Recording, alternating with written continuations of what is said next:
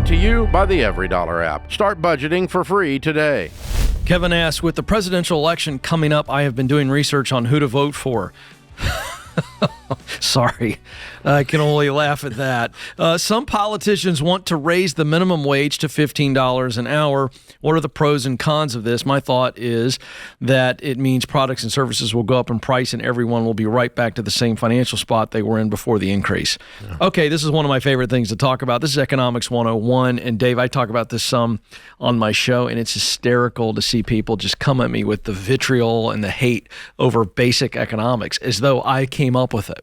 But it's very simple. When a minimum wage is raised, it puts financial pressure on the economy in a negative way. But the bleeding hearts and people who don't understand basic economics go, well, this is great. Well, they think Santa Claus is providing the money. Right. But the reality is that those... The customer pays for it. Well, yeah, the grocery store, the fast food place passes on the increased cost of your combo meal. And so you gripe about inflation, and yet you celebrate federal minimum wage ideas. Now, let me just address that. This is nothing more than a political football. Because 1.1%. 1.1% of Americans are on the minimum wage. That's exactly right. And 1%. Right. And if you look at what happened during COVID, there was societal pressure on this, and we saw a couple big stores, namely Walmart and Target, raised their minimum wage voluntarily, and a lot of companies followed suit, and then came... We went from $10 to $15 to $20 in about 18 months. And then you saw the Great Resignation as a result of that, and now very stubborn inflation. So if you want to know how it actually works, pay attention to how inflation rose from 2020 to the end of 2022. So it's not arguable. You can't debate it. You know, you can chase your tail if you want to. It's mathematics. But it's math. When the person putting the bread on the shelf at the grocery store makes $20 instead of $10, that cost of that bread has to go up, or the grocery store loses money and goes out of business. And the cost of the bread goes up, and so you buying the bread pay more. The cost of the eggs go up when the person handling the eggs is paid more. It's very simple. Mm-hmm. It's because it's like we're going to raise taxes on corporations. No, you're not. Corporations don't pay taxes. They pass the cost of the tax through to the buyer of their goods and services. Their customers pay the taxes. They're built into your product. Mm-hmm. So if you raise taxes on corporations, you raise prices on the people that are doing it. It's economics. It's not liberalism or conservatism. It's just freaking math. That's if you run a business, you have to charge more than it costs you. Mm-hmm. Which, by the way, Dave, let's point this out because we have a very large audience, all political spectrums. Make sure you hear this.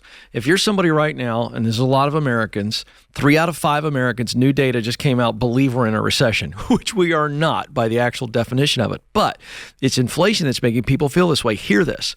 When you hear certain people on the left say, we're going to raise taxes on small business and we're going to raise taxes on the corporations, what you don't understand is the opposite of that policy. To cut taxes on small business, to cut taxes on big business, means that the cost of everything in your life will go down, which means you keep more of your paycheck if you're disciplined. It's really important that people understand this stuff because it gets politicized, and you don't look at the math. You think that you think it's a one and done, but all it is a chain reaction. You're pushing a domino when you raise the cost of something in business. That's right. You're pushing a domino, and then the next thing down costs more. So here's an example, okay? If gas is $5 a gallon instead of $2.50 a gallon, the truck delivering the stuff to the store has to pay twice as much in fuel cost, so they're going to charge more to deliver the stuff to the store. So the store is going to charge you more when you buy that loaf of bread that came off the bread truck. Yep. It's a domino. There's dominoes going all the way down the line here. And so you are paying for the truck driver's higher fuel bill when you buy stuff that truck carries. Mm-hmm.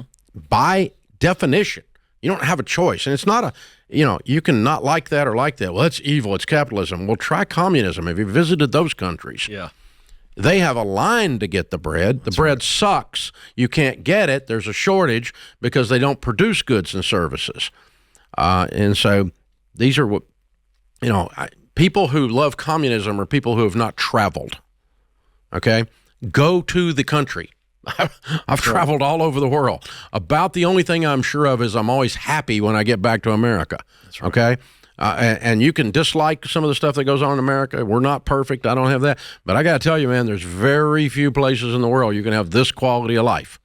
And it is this freaking system that gave you this quality of life. So that's your minimum wage answer. Oh, by the way, 1% of Americans are on minimum wage. So if you raise the minimum wage, it does absolutely nothing. Correct. So it's political bullcrap is what it is. Yeah. The only other people that are affected are some of the union contracts are indexed off of minimum wage. So whatever minimum wage does, the union contract gets the same bump. So it does affect actually more than the 1%, but it's still a minuscule thing. It's absolute political bullcrap. Yeah. What does drive the cost of entry-level work up is a supply-demand issue. That's what we ran into at COVID. There was a shortage of workers, and these stores were having to pay people more money to come to work. And so that's the only way they could get them was to pay them more. That is a free market pressure to drive wages up, not a regulated pressure. There's a difference. And so in either case, though, the $20 person versus the $10 person putting something on the shelf is built into the cost of whatever they put in the shelf. Whether it's driven by the rise of minimum wage, which it probably doesn't affect that. Almost every grocery store is paying more than minimum wage. Almost every restaurant's paying more than minimum wage. They can't attract workers right now unless they do. Targets, Walmarts, everybody. By the way, Amazon, that's an absolute fact. Amazon, everybody. None of these people are working for $7.25. That's right. They're all paying above the actual federal minimum wage. It is a so you could move the minimum wage price, and it wouldn't change those people's pay one dime. That's correct. One dime. Doesn't change a thing. But it's political bullcrap. We're for the working man. We're trying to help the little man. Oh, bullcrap. You haven't tried to help the little man in decades, either one of you. If you did, you'd cut your own pay and balance your budget and quit spending so dadgum much if you wanted to help the little man. You cut taxes on the little man if you actually cared about the little man. Both of you. You R's and D's sicken me. That's right. Just the crap. We're for small business. You haven't done anything for small business in decades except tax our assumptions off. I mean, it's absolutely crazy. While we're at it, if both parties cared about the average American and their income and their children's opportunity, we'd have a balanced budget amendment. It'd be a single issue. Balance the federal budget. States all across this country have a constitutional requirement to actually balance their state budgets. And we don't have and we're now $35 trillion in national debt. And I think it's the issue. No one's talking about it. And we, the people, it's not going to. We just walk around going, well, they'll figure it out. No, they won't. And so, anyway, they don't really care. All of this is politics. And it's all perception. It's all emotion. And, this idea that somehow you're going to you're going to ruin the economy so that you can ruin America. It's a bad plan, y'all. It's a bad plan because you can't have this good a life anywhere else in the world. The best shot at going from poverty to wealth in the history of the world, statistically, is to be born in America right now in poverty versus being born anywhere else in poverty. Communism does not lift people out of poverty. Socialism doesn't lift people out of poverty. Margaret Thatcher said it best. So the problem with socialism is eventually you run out of other people's money. Venezuela in the news today. Yep. Today. All right. This is The Ramsey Show. Create your free every dollar budget today, the simplest way to budget for your life.